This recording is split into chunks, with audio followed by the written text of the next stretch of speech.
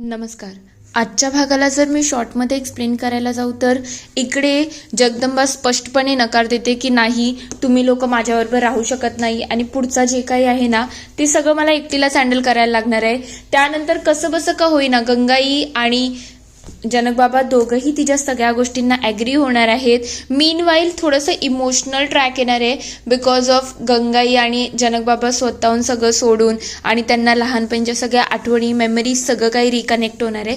चला बघूया डिटेलमध्ये आजच्या एपिसोडमध्ये काय काय घडले. नमस्कार. आजच्या भागात आपण बघणार आहोत इकडे गंगाई जनक बाबा खूप प्रयत्न करत असतात की काही झालं तरी जगदंबा आपल्या बरोबर यायला पाहिजे. तेव्हा जगदंबा म्हणते नाही बाबा, मी तुमच्या बरोबर नाही येऊ शकत, कारण की आता माझा जो पुढचा प्रवास आहे ना तो माझा इथेच असणार आहे आणि त्याच्यासाठी मी तुमच्याबरोबर तिकडे येऊ शकत नाही. तेव्हा ते म्हणतात म्हणजे तू ठरवलंच आहे ना की तू आमच्याबरोबर येणार नाही. तेव्हा ती म्हणते आदिशक्तींनी जे काही ठरवलं आहे ना ते मला पुढे फॉलो करायलाच लागेल आणि त्यासाठी हे सगळं आहे आणि तुम्ही या सगळ्याचा भाग असणार आहेत. पण तुम्ही ना इथून नाही तर तुम्ही आपल्या भिंगार गावातून या सगळ्याची पाठ असणार आहेत. जेव्हाही मला काही गरज असेल ना तेव्हा तुम्ही माझ्या पाठीशी कायम उभे राहणार आहेत. खरं म्हटलं तर जेव्हा मी हे सगळं माझं कार्य पूर्ण करेल ना तेव्हा तुम्ही आणलेल्याच पलंगावरती मी झोपणार आहे. म्हणून आठवण ठेवा, तुम्हाला माझ्यासाठी पलंग आणायचा आहे. तेव्हा ते म्हणतात हे तर चांगलंच आहे, पण खरं म्हटलं तर आम्हाला तुझी खूप आठवण येणार आहे ग. तेव्हा ती म्हणते तुम्ही काळजी करू नका, मी तुमच्याबरोबर कायमच असणार आहे. म्हणून तुम्ही फक्त आणि फक्त स्वतःच्या श्रद्धेवरती विश्वास ठेवा. कसं बसं का होईना ते सगळ्या गोष्टीला ॲग्री करतात. तेव्हा जनक बाबा म्हणायला लागतात ठीक आहे, तुझा जो काही निर्णय आहे ना तो सगळा निर्णय आम्ही मान्य करू, पण तू आमची मुलगी आहेस. तेव्हा ती म्हणते हो, आपली पुन्हाही भेट होणार आहे. जेव्हा हे सगळं संपेल ना तेव्हा जाऊन आपली पुन्हा भेट होईल. तेव्हा आता तुम्ही आराम करा आणि उद्यापासून तुम्ही तुमचा तेलाचा घाणा आणि बाकी सगळ्या गोष्टींसाठी स्वतःहून तयार होऊन जायला हवं. तेव्हा गंगाई तिला बघून खूप खुश होतात. तेव्हा जगदंबा म्हणते आई, तुला आठवण आहे का, मी एवढी लहान होती तेव्हा तुम्हाला घरात आणलं होतं. त्यानंतर तुम्ही दोघांनी मिळून माझं पालन पोषण केलं, मला आई वडिलांचं सुख दिलं. खरं म्हटलं तुम्ही खूप काही माझ्यासाठी केलं आहे. आता आज सुद्धा मलाही तुझ्याजवळ झोपायचं आहे. तुझ्या खोशीमध्ये झोपल्यानंतर जे समाधान मिळतं ना ते कशामध्येच मिळत नाही ग आई. मी आज सुद्धा तुझ्या खुशीमध्ये झोपू का आणि तू माझ्यासाठी अंगाई गाणार का. गंगाई लगेच तिला मांडीवरती घेतात आणि तिच्यासाठी अंगाई गायला सुरुवात करतात. अंगाई सुरू असते पण जनक बाबा खूप भावुक झालेले असतात. त्यांना सगळे पूर्वीचे दिवस आठवण येत असतात की कसं जगदंबा आपल्या गरिबाच्या घरात सुद्धा आदिशक्ती असून सुद्धा तशी राहत होती. खरंच जगदंबाला मानायला पाहिजे. दुसरीकडे मनू आणि नभाजी महिषासुराच्या जवळ गेलेले असतात. तेव्हा ते सांगतात तुम्हाला माहिती आहे का, ती तुळजा म्हणजे जगदंबाच आहे ना ती आता तुळजापूर म्हणजे चिंचपुरामध्ये गेली आहे. त्यांनी गावाचं नाव सुद्धा बदललं आहे. तेव्हा ते म्हणतात अच्छा, चांगलं नाव आहे, पण लवकरच त्या गावाचं नाव मी महिषासूर पूर करणार आहे, कारण की तिला तर मी लवकरच अंकित करेल. तेव्हा ते म्हणतात हे तर छानच आहे. तेव्हा तो म्हणतो पण या सगळ्यामध्ये मला एक गोष्टीची मदत हवी लागणार आहे आणि ती गोष्ट लवकरच माझ्या जवळ येईल. त्यांच्या हातामध्ये एक ताट येतं आणि त्याच्यामध्ये सगळं काही गुपितच असतं. तर दुसरीकडे इकडे जगदंबा स्वयंपाकाला लागलेली असते. तेव्हा गंगाई म्हणते काय ग, तू काय हे सगळं करते, मी करते ना. तेव्हा ती म्हणते नाही, आज मला तुमच्यासाठी सगळं करायची इच्छा आहे, मग मला एवढं करू द्या ना. तेव्हा बाबा म्हणतात करू दे ग, लेकीची इच्छा आहे तर इच्छा मोड होता कामा नये. तेव्हा गंगाई म्हणतात बरोबर आहे, तुम्ही दरवेळेला दोघं एक टीम होता आणि मला साईडलाईन करता, ही नेहमीची सवय झाली आहे. पण कर ग जगदंबा, काय बनवायचं आहे. जगदंबा लगेच त्यांच्यासाठी जेवण बनवते आणि त्यांना ते जेवण देत म्हणत असते आई बाबा आता तुमचा प्रवास सुखाचा होऊ दे. तेव्हा जनक बाबा म्हणायला लागतात खरं म्हटलं तर तू स्वतः देवीचं रूप असून सुद्धा आमच्या गरीबा घरा राहिली. आमचं खरंच भाग्य आहे की तुझं आई वडील होण्याचं सुख आम्हाला लाभलं आहे.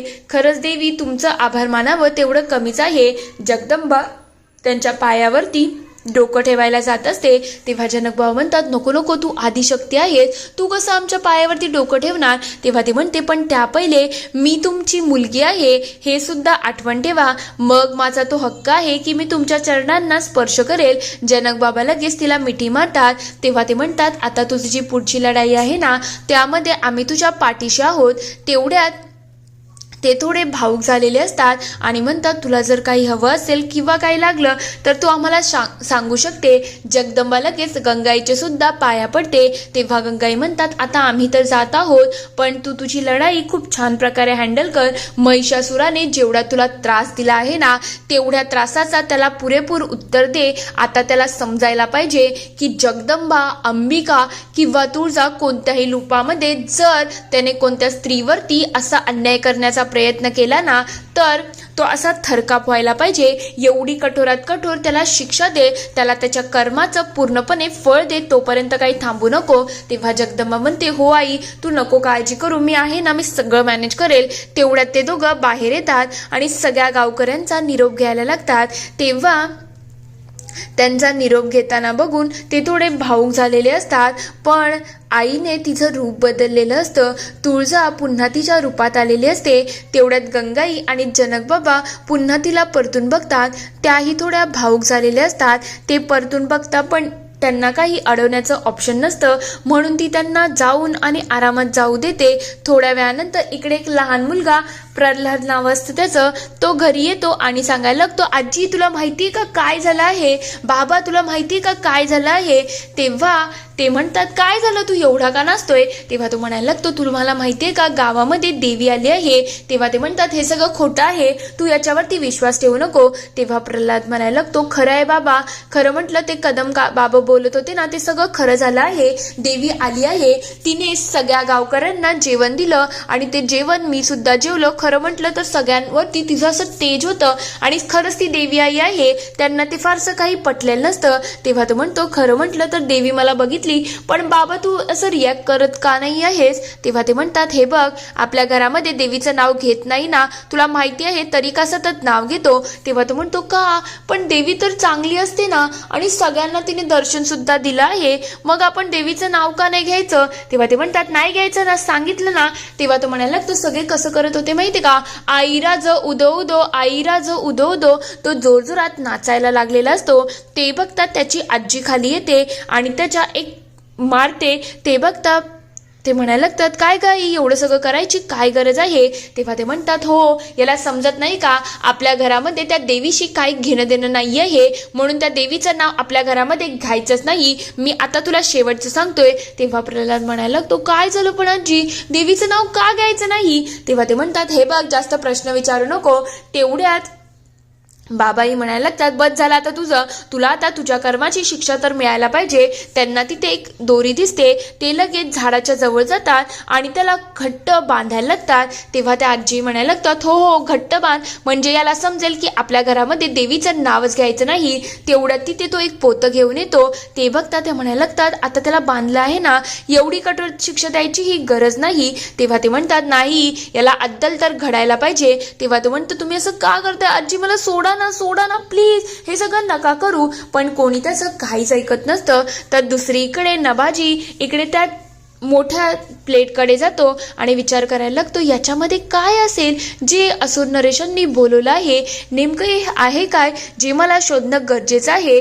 तो तिथे जाईल आणि बघायलाच लागेल. तेवढ्यात तिथे मनू येते आणि म्हणायला लागते, काय चाललं आहे. तेव्हा तो घाबरतो आणि म्हणतो, मला वाटलं ती राणी चाली, बरं झालं तू आहे, मला तर हे बघायचं होतं ग. तेव्हा ती म्हणायला लागते, काय बघायचं तुला याच्यामध्ये, ते त्यांचं आहे, त्याच्यामध्ये बघण्याची काहीच गरज नाही आहे. तेव्हा तो म्हणतो, तुझ्याही मनामध्ये इच्छा आहे ना हे आतमध्ये काय आहे ते बघायची, मग चल ना आपण दोघंही मिळून हे बघूया काय आहे. त्या दोघांचं या सगळ्याबद्दल प्लॅनिंग सुरू झालेलं असतं.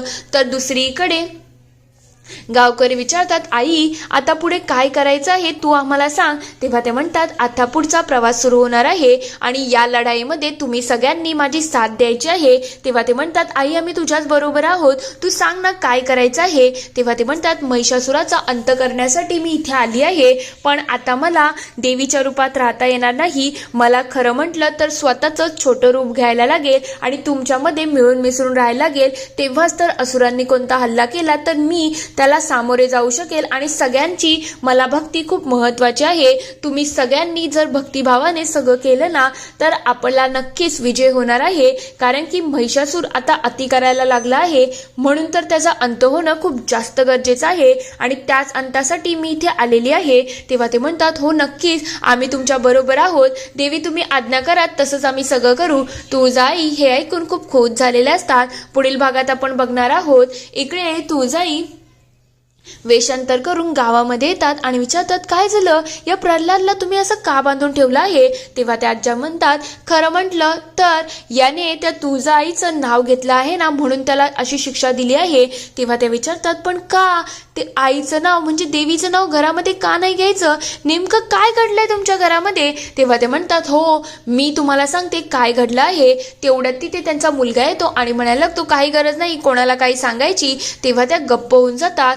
थोड्या वेळानंतर तुळजाई महादेवांना विचारतात नेमकं त्यांच्या घरामध्ये घडलं काय हो, जे ते बाई एवढ्या देवीचा रागराग करतायत, नेमकं हे आहे तरी काय. तेवढ्यात तिथे त्यांची परमभक्त येते आणि म्हणायला लागते मी तुम्हाला सांगते की काय घडलं आहे. इथे हा पूर्ण एपिसोड संपतो. आता खरं म्हणजे प्रल्हादच्या घरामध्ये घडलं तरी काय असेल ज्यामुळे त्याच्या घरचे देवीवरती एवढे कोपलेले आहेत. तुम्हाला काय वाटतं ते मला कमेंटमध्ये नक्की कळवा. व्हिडिओ आवडला असेल तर लाईक शेअर सबस्क्राईब करायला विसरू नका. Thank you for watching.